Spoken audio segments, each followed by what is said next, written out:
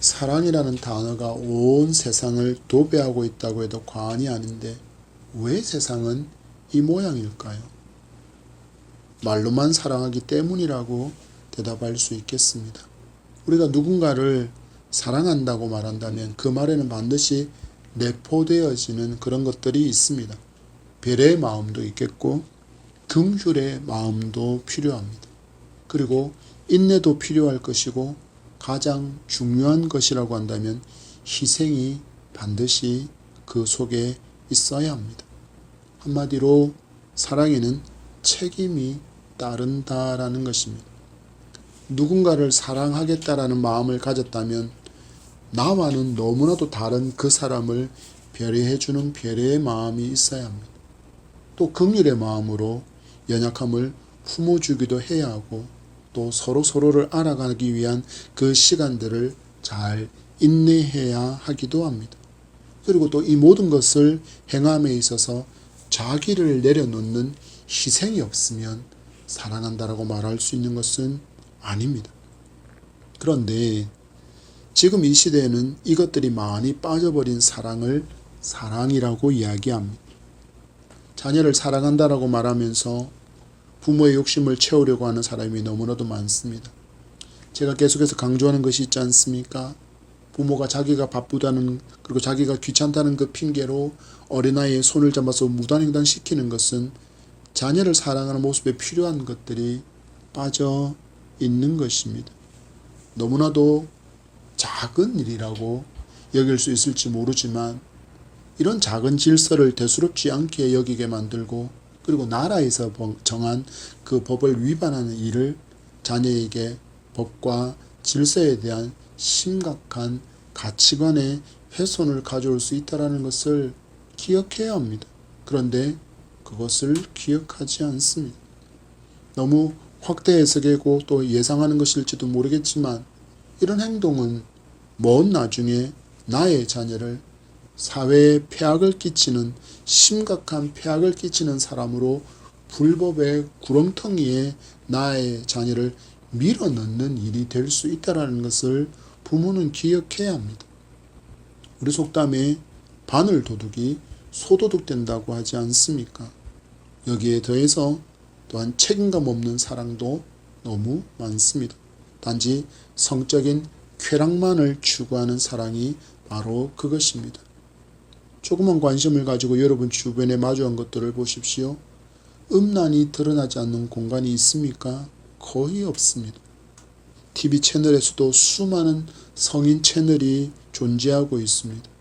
아이들은 너무나도 쉽게 접근할 수 있는 인터넷과 휴대폰 안에서 전혀 여과되지 않은 그런 음란의 성을 그들은 쉽게 접근할 수 있습니다. 그리고 이런 매체를 통해서 만나게 되는 성은 그 본질이 빠져버린 쾌락만을 다루고 있습니다. 그래서 요즘 청소년들은 성을 생각하면 음란 영상을 통해서 배운 쾌락만을 떠올리게 됩니다. 그리고는 그들이 어떤 일을 행하고 있는지 우리는 언론을 통해서 사건, 사고로 너무나도 많이 만나고 있지 않습니까? 왜입니까? 사랑을 육체적인 쾌락으로만 배우기 때문입니다. 세상의 가치관이 이렇다면 하나님은 과연 우리에게 사랑을 뭐라고 가르쳐 주셨을까요? 로마서 13장 4절에서 7절의 고린도전서 13장 4절에서 7절의 말씀을 보면 사랑이 이렇게 기록되어져 있습니다. 사랑은 오래 참고 사랑은 온유하며 시기하지 아니하며 사랑은 자랑하지 아니하며 교만하지 아니하며 무례히 행하지 아니하며 자기의 유익을 구하지 아니하며 성내지 아니하며 악한 것을 생각하지 아니하며 불의를 기뻐하지 아니하며 진리와 함께 기뻐하고 모든 것을 참으며 모든 것을 믿으며 모든 것을 바라며 모든 것을 견디느니라. 아멘. 그래서 우리는 하나님을 모르면 사람은 잘못된 사랑의 정의를 내리고 거짓된 사랑, 탐닉과 쾌락적인 것만을 추구하는 그 사랑을 사랑이라고 말하기도 하고 심지어는 동성애도 사랑이라고 헛소리를 하게 되는 것입니다. 바울은 이어지는 12장 후반절의 말씀을 통해서 우리에게 그리스도인의 삶에 대해서 교훈을 계속 이어가고 있습니다. 우리는 주신 말씀으로 사랑은 입으로만 표현하는 것이 아닙니다 라는 제목으로 하나님 말씀을 받으며 그리스도인의 생활 그리고 그리스도인의 사랑에 대해서 배우는 교훈의 시간, 은혜의 시간이 되기를 축복합니다. 바울은 하나님과 바른 관계를 맺은 사람은 예배자로 자신의 삶을 헌신하게 된다라는 것을 1절에서부터 계속 우리에게 가르쳐주고 있습니다. 신앙 공동체로 모여서 교회로서 예배하는 것만을 의미하는 것이 아니라 확장되어진 예배, 곧 삶의 예배자가 되어야 한다는 것입니다. 신앙을 교회 안과 교회 밖으로 나뉘는 이분법적인 태도는 바른 예배자의 태도가 아니기 때문입니다. 하나님과 이처럼 바른 관계 가운데 참으로 예배하는 성도는 어떤 삶을 살게 됩니까? 다른 사람을 귀히 여기고 서로를 높여주며 또한 나의 지체로서 인정하고 좋은 사귐의 관계로 살아가게 된다는 것을 알려주었습니다. 이렇게 예배하는 예배자의 삶의 예배자, 삶의 예배자로서의 성도의 삶은 어떠해야 하는지를 오늘 본문은 더 구체적으로 우리에게 교훈하고 있습니다. 14절의 말씀입니다. 시작. 너희를 박해하는 자를 축복하라. 축복하고 저주하지 말라. 아멘. 예수님께서 가르쳐주신 교훈, 내 이웃을 내 몸과 같이 사랑하라. 원수를 사랑하라는 말씀의 바울식 표현이라고 할 수 있습니다. 그런데 많은 성도가 이런 말씀을 받으면 그 마음 안에서는 고개를 가로 이렇게 흔듭니다. 순종하기가 어렵다는 의미, 또한 순종하기가 불가능하다는 의미, 그리고 도저히 저 원수 같은 사람을 용서할 수 없다라는 그런 의미를 담고 있는 것은 아닌지 우리는 돌아보아야 합니다. 우리는 원수를 사랑하라는 이 말씀 앞에, 너희를 박해하는 자를 축복하라는 말씀 앞에 고개를 가로 흔든다면 이것은 분명히 말씀에 대한 불순종입니다. 하나님께서 그렇다면 우리에게 순종할 수 없는 명령을 주신 것입니까? 아닙니다. 순종할 수 있는 명령을 우리에게 주셨습니다. 왜냐하면 하나님께서 원수인 우리를 사랑하셨기 때문입니다. 그리고 우리를 향해 당신의 사랑을 보여주시려고 독생자 예수 그리스도를 십자가의 희생의 어린 양으로 죽게 하신 그분이기에 우리에게 너희는 원수를 사랑하라고 말씀하실 수 있는 것입니다. 그래서 성경으로 우리에게 말씀하십니다. 너희가 나의 사랑을 온전히 믿고 나의 자녀가 되어서 사랑의 관계 안에서 아버지인 나를 닮아간다면 너희도 사랑할 수 있다라고 말입니다. 심지어 원수까지도 사랑할 수 있다라고 하나님은 우리에게 그 사랑을 계속해서 가르쳐 주고 있습니다. 이 순종이야말로 바로 우리가 만났던 2절의 말씀을 그대로 실천에 옮기는 것입니다. 너희는 이 세대를 본받지 말라. 세상 사람들은 안갚음을 당한 것만큼 갚아준다는 이 안갚음을 당연한 것으로 여기지만 성도는 그럴 수 없다는 것입니다. 원수를 사랑하신 하나님의 사랑을 이미 경험했기 때문입니다.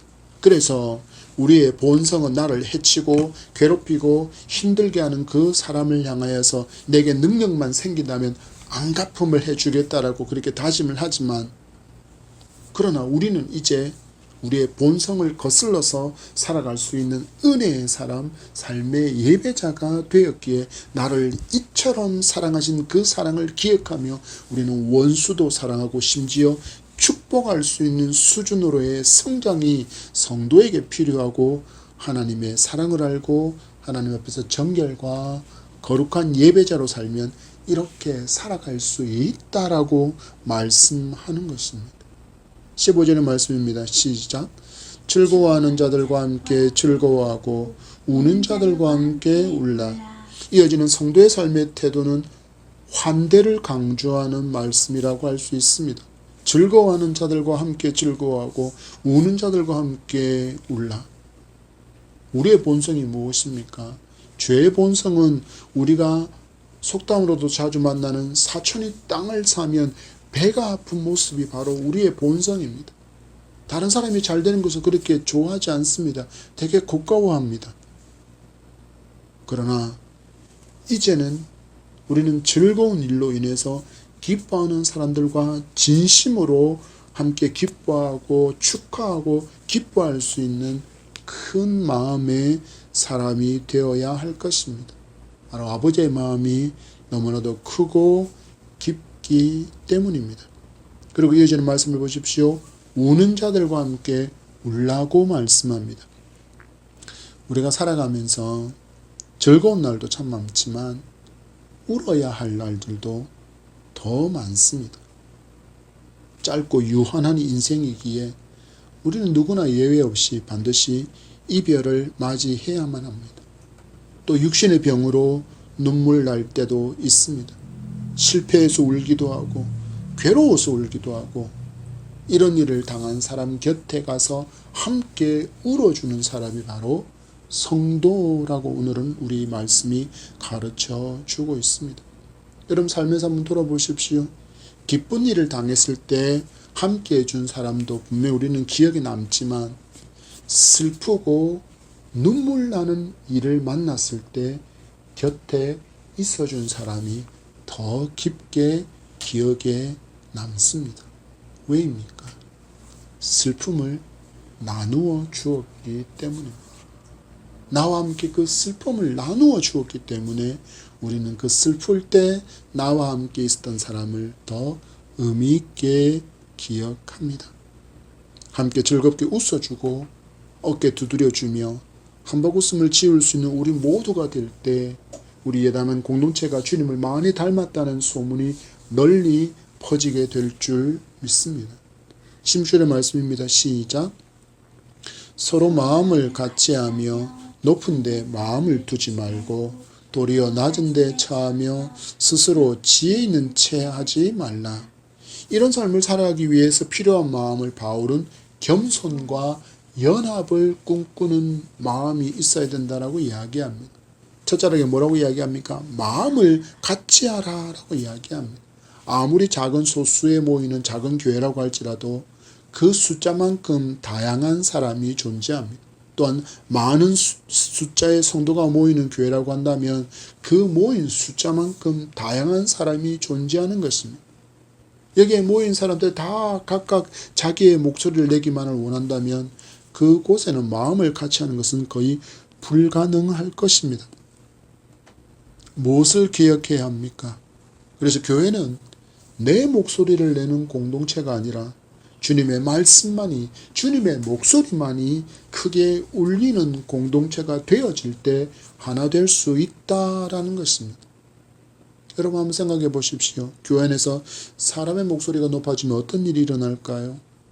그 틈으로 마귀가 비집고 들어와서 교회의 분란과 분열을 일으키려고 하게 됩니다. 이렇게 되면 많은 사람이 이 일로 말미암아 상처받고 시험에 들어서 마귀의 의도대로 가치가 아닌 따로 분리되는 아픔을 교회 공동체가 겪게 됩니다.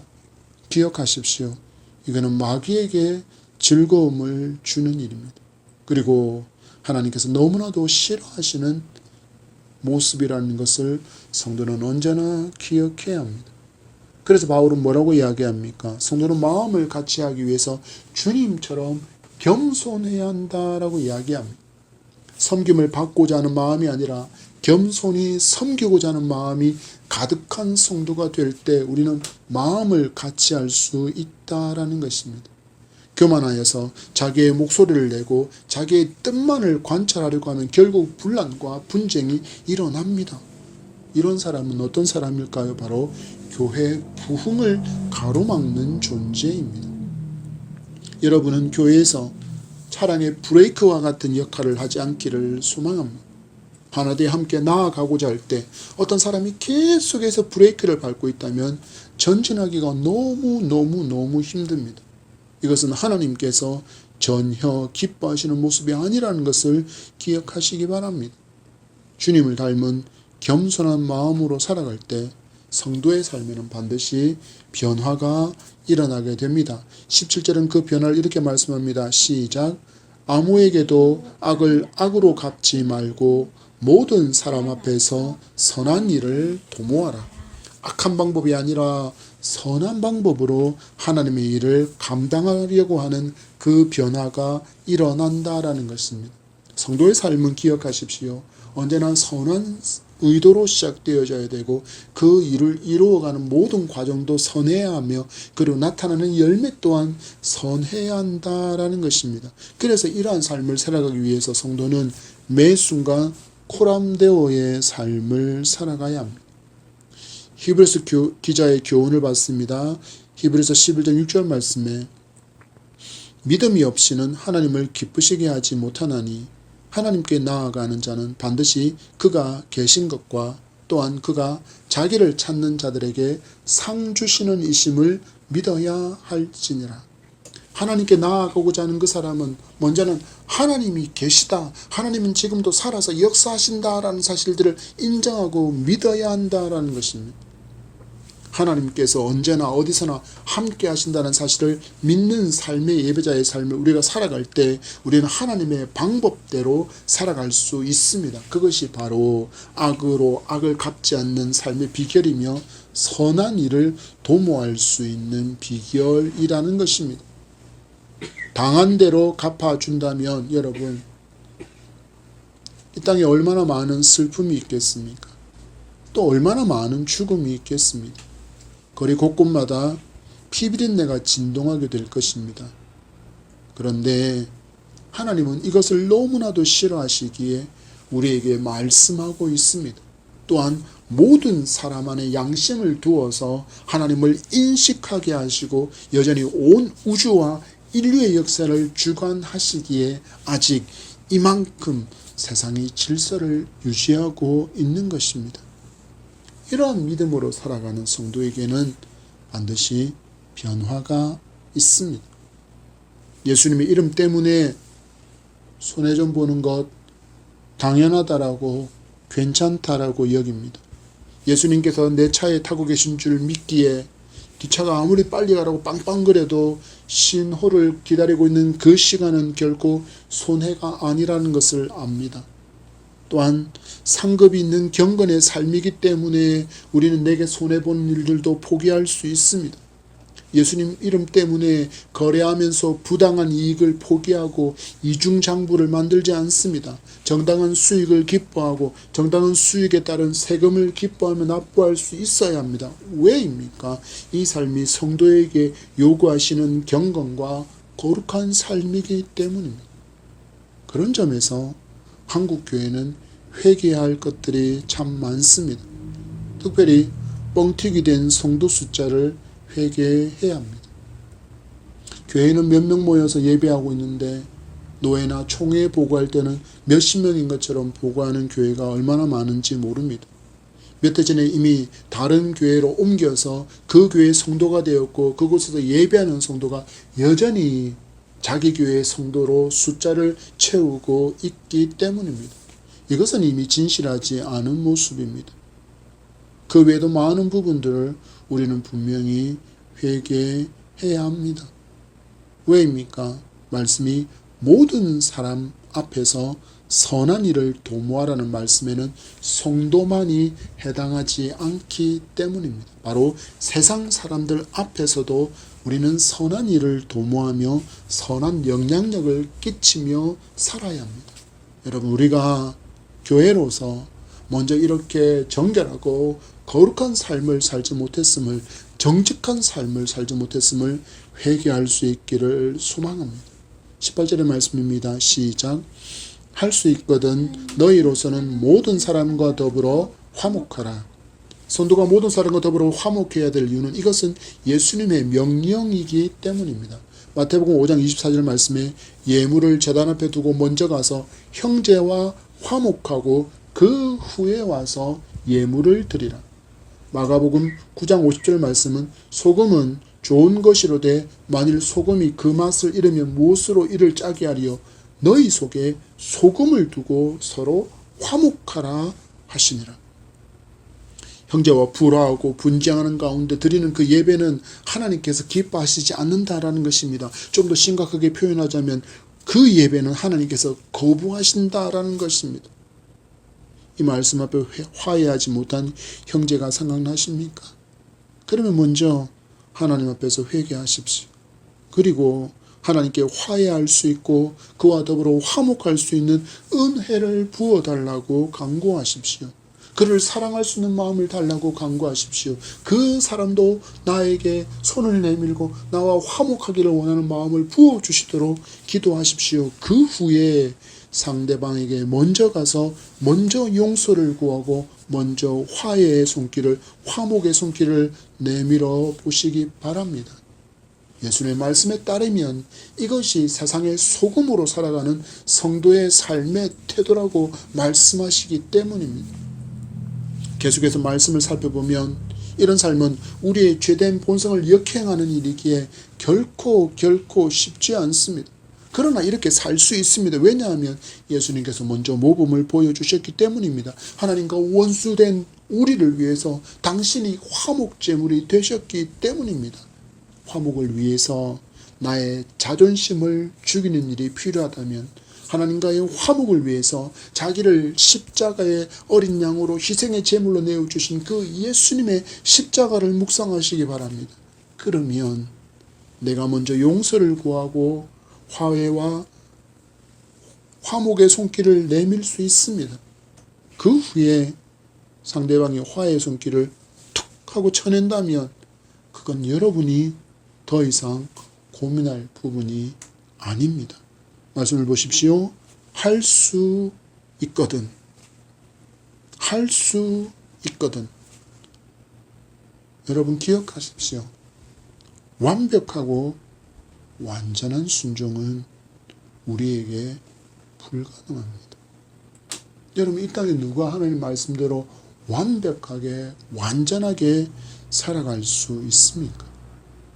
만약에 이게 가능했다면 예수님께서 이 땅에 대속의 구주로 오시지 않아도 되었습니다. 왜냐하면 율법의 온전한 순종이 이루어진다면 그것이 구원의 길이 되기 때문입니다. 그러나 이것은 인간에게 불가능합니다. 그래서 어떤 일이 일어났습니까? 바로 예수님께서 대속의 구주가 되신 것입니다. 우리는 많은 경우 이렇게 먼저 판단합니다. 에이, 다른 사람은 몰라도 저 사람은 안 돼. 저 사람은 내가 손을 내밀어도 거들떠보지도 않아. 괜한 일 하는 거야. 헛수고하는 거야. 여러분, 그러나 성경은 우리에게 최선의 노력을 명령하고 있습니다. 할 수 있거든. 우리가 할 수 있는 최선을 다해서 우리는 그들과 화해해야 합니다. 이것은 성도 간에도 마찬가지입니다.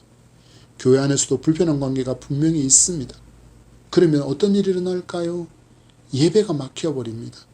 기도가 막혀버립니다. 누구에게 손해가 가는 것입니까? 바로 나 자신에게 막대한 손해가 일어나는 것입니다. 이렇게 관계가 깨어지면 하나님과의 관계가 깨지고 막힌다면 이보다 더 심각한 일은 성도에게 없습니다. 강대상에서 보면 여러분들의 감정들이 이렇게 맞닿아서 불꽃이 튀는 것이 눈에 보인다라는 것을 기억하셔야 합니다. 인간은 저의 눈에도 이런 감정의 골들과 그 감정의 갈등이 보인다면 전능하신 하나님 앞에서 어떻게 숨길 수 있겠습니까? 하나님이 다 보고 계신다는 것입니다. 그러니까 말씀을 기억하고 화목하시기 바랍니다. 19절과 20절의 말씀입니다. 시작. 내 사랑하는 자들아 너희가 친히 원수를 갚지 말고 하나님의 진노하심에 맡기라. 기록되었을 때 원수 갚는 것이 내게 있으니 내가 갚으리라고 주께서 말씀하시니라. 내 원수가 줄이거든 먹이고 목마르거든 마시게 하라. 그리함으로 내가 숯불을 그 머리에 쌓아 놓으리라. 말씀하는 것 기억하십시오. 원수 갚는 일은 우리의 몫이 아니라고 말씀하고 있습니다. 이건 내게 심각한 악영향을 끼치기 때문입니다. 내가 반드시 이 당한 것 안갚음을 해줘야지, 원수 갚아야지 하고 원망을 멈추지 않는다면 어느 순간 내 영혼이 악에게 잠식되어져 버립니다. 그래서 삶 가운데 늘 어떻게 하면 저 원수를 갚지, 내가 당한 것 이거 갚아주지, 그리고는 그 속에서 계속 악한 생각들이 심지어 내 마음속으로 생각으로 살인의 죄를 범하기까지도 합니다. 이 생각을 멈추어야 합니다. 오히려 말씀 우리에게 어떻게 하라고 말씀합니까? 원수가 배고픔에 허덕이면 먹이라고 말씀합니다. 원수가 목마름에 힘겨워하면 물을 건네서 마시게 하라고 말씀합니다. 이것이 하나님께서 원수를 갚아주시는 방법이고 비결이라고 말씀합니다. 여러분이 원수를 위해서 먹거리와 마실거리를 제공해주면 하나님께서 그 사람의 머리에다가 숯불을 쌓아두신다라고 말씀합니다. 숯불을 머리에 쌓아 놓는다는 말씀은 세 가지 해석이 있는데, 보통은 이집트라는 나라에서 행했던 공개적인 회개의 풍습을 의미한다라고 해석합니다. 왜냐하면 이 말씀이 잠언 25장 21절과 22절의 말씀을 인용하고 있기에 그 해석의 배경을 두고 있습니다. 숯불을 그 머리에 쌓아 놓는다라는 것은 하나님께서 나의 원수를 하나님의 전능하신 권능으로 죽이는 것, 어려움과 고난과 질병을 주는 것이 아니라 그도 회개하고 하나님의 사람이 되게 하는 회개의 기회를 주신다라는 것을 의미한다라는 것을 성도는 기억해야 합니다. 많은 성도가 이 말씀을 오해합니다.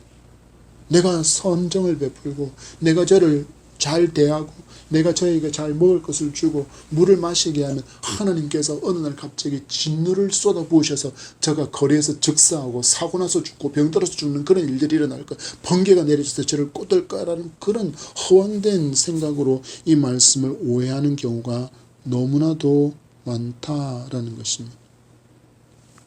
우리도 이 놀라운 하나님의 사랑을 몰랐을 때는 악을 갚는 사람이었습니다. 그랬던 우리가 하나님의 사랑을 예수님을 통해서 알게 되었고, 이제 이 말씀처럼 심지어 원수인 그에게 먹을 것을 주고 마실 물을 줄 수 있는 사랑의 사람이 된 것처럼 그 원수와 같은 그도 예수님의 사랑을 알게 된다면 그 안에서 일어난 놀라운 은혜로 나에게 먼저 용서와 화해의 손길을 내밀고 진정한 회개와 화목의 역사가 일어나는 그것을 하나님께서 기뻐하신다라는 것입니다. 보십시오, 여러분. 하나님께서는 원수를 갚으시는 방법도 사랑이라는 것을 성도는 반드시 주목해야 합니다. 그렇지 않으면 우리는 원수에게 먹거리를 주고 마실 것을 준 후에 하나님의 벼락이 저 사람에게 직접 떨어지지 않나 하고 하는 어리석은 기대를 할 것이기 때문입니다. 여러분, 이스라엘의 원수였던 니느웨 성읍을 향하여 하나님의 심판을 경고하라고 구원을 받은 요나는 어떻게 합니까? 원수인 나라에게 용서받는 기회를 주는 게 너무 못마땅해서 하나님의 말씀을 거부하고 다시스로 가버립니다. 그러나 하나님은 결국 요나를 니느웨로 보내서 회개를 선포하게 하셨고, 그 요나의 회개의 선포 앞에 니느웨의 왕과 니느웨의 백성들이 회개하는 일이 일어났습니다. 그 과정에 보면 요나가 하나님의 진노, 그 옛날에 소돔과 고모라를 심판하신 것처럼 하늘에서 불과 유황이 비처럼 내려서 니느웨를 심판하시고 원수를 갚아주시는 것을 기대했지만 그런 일은 일어나지 않았습니다. 왜입니까? 그건 하나님께서 원수 갚는 방법이 아니었기 때문입니다. 하나님께서 원수를 갚으시는 방법은 원수가 의인이 되게 하는 것입니다. 바로 하나님의 용서의 사랑을 그들이 알게 되는 것입니다. 요나서 4장 10절에서 11절의 하나님의 말씀입니다. 여호와께서 이르시되 내가 수고도 아니하였고 재배도 아니하였고 하룻밤에 났다가 하룻밤에 말라버린 이 박농쿨을 아꼈거든. 하물며 이 큰 성읍 니느웨에는 좌우를 분별하지 못하는 자가 12만여 명이요 가축도 많이 있나니 내가 어찌 아끼지 아니하겠느냐 하시니라. 원수를 원수로 갚는 것은 하나님의 방법이 아닙니다. 눈은 눈으로, 이는 이로 갚는 것은 하나님의 방법이 아닙니다. 내가 예수님을 믿고 의롭게 되었기에 여전히 하나님의 진노와 저주 아래 살아가는 그 원수와 같은 사람들이 마땅히 멸망받아야 할 이유는 없습니다. 만약에 그랬다면 나는 이미 멸망받아야 될 존재이기 때문입니다. 이것은 교만한 마음입니다. 마치 내가 좀 더 나은 존재인 것처럼 여기는 것입니다. 겸손하게 우리는 그도, 원수인 그도 하나님께 사랑을 받고 구원받아야 할 하나님의 피조물이라는 것을 기억하시고 사랑하시기 바랍니다. 하나님의 방법은 원수를 사랑하는 것입니다. 21절의 말씀입니다. 시작. 악에게 지지 말고 선으로 악을 이기라. 이것이 악에게 지지 않는 삶이고 선으로 악을 이기는 삶이기 때문에 이렇게 교훈합니다. 이 삶이 이 시대에 성도인 우리에게 기대하시는 성도의 삶이라는 것을 기억하시기 바랍니다. 사랑이라는 말이 넘쳐나는 시대이지만 정작 진실한 사랑은 사라지고 쾌락과 음란으로만 연결된 왜곡된 사랑만이 가득한 시대에 하나님은 우리에게 하나님의 진실한 사랑을 먼저 알고 깨달은 성도로서 사랑을 실천하면서 살아가기를 기대하고 있다는 것을 우리는 말씀을 통해서 교훈받았으니 이 말씀 가슴에 잘 새기시기를 바랍니다. 말씀을 맺습니다. 음란이 사랑이라는 이름으로 뒤바뀌어 있는 시대에 바른 사랑을 하는 성도로 살아갑시다. 우리가 받은 참사랑 예수 그리스도의 사랑을 삶으로 보여주는 성도가 됩시다. 이것은 먼저 하나님을 위함이고 그리고 이웃을 위함이며 마지막으로 나 자신을 위함입니다. 원수를 갚겠다고 용서하지 않으면 하나님과의 관계가 깨어지고 이웃과의 관계가 위태해지고 나의 영혼도 메말라 가게 될 것이기 때문입니다. 멈추시기 바랍니다. 그리고 돌이켜서 사랑하시기 바랍니다.